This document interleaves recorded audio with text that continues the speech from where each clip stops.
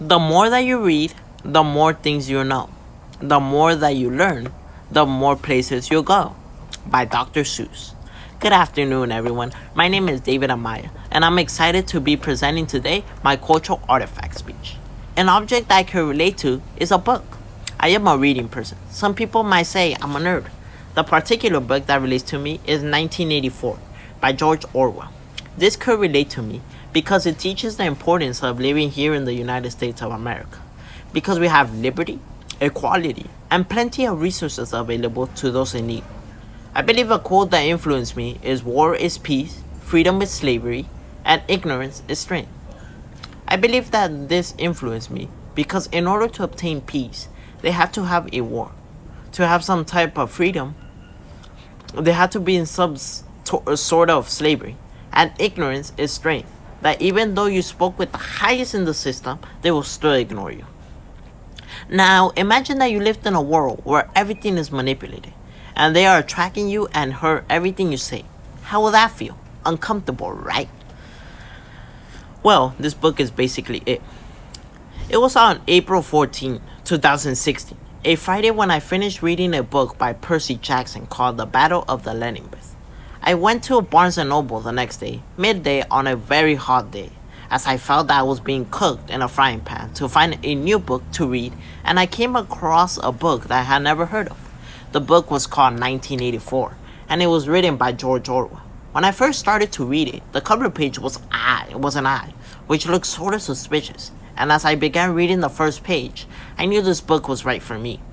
When I began reading the book at first, it was very hard to distinguish the exposition because it was taken in multiple parts of the world, but I continued to read the book. Well, this is basically a dystopian novel, and for those who don't know what dystopian means, it refers to a state or society where it's a great suffering. Basically, it's a totalitarian state, which citizens live where the government controls and manipulates the citizens in order to keep things in control. Now, the book itself talks about the experience, the struggles people had under the Soviet Union, where some restrictions that citizens can do, for example, having a sexual relationship, dating someone of the opposite gender, being watched and heard at all times, and spying on you. I believe that reading books is a way to relax, especially when you are feeling stressed or just for fun.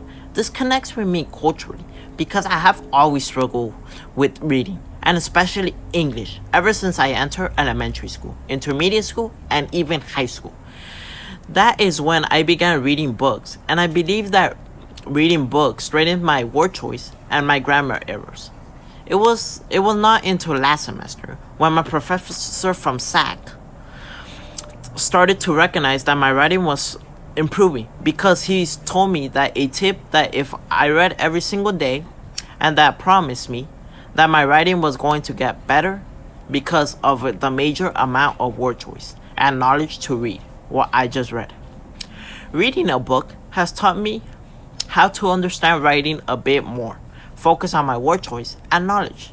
Today a reader, tomorrow a leader, because sometimes you have to put the extra steps and read for something that you want to be in life, especially if you want to be a leader in this world. Like if you want to be a president, a social security agent, a bank, work at a bank, or something that requires leadership. Thank you so much for listening, and I look forward to hearing your speeches.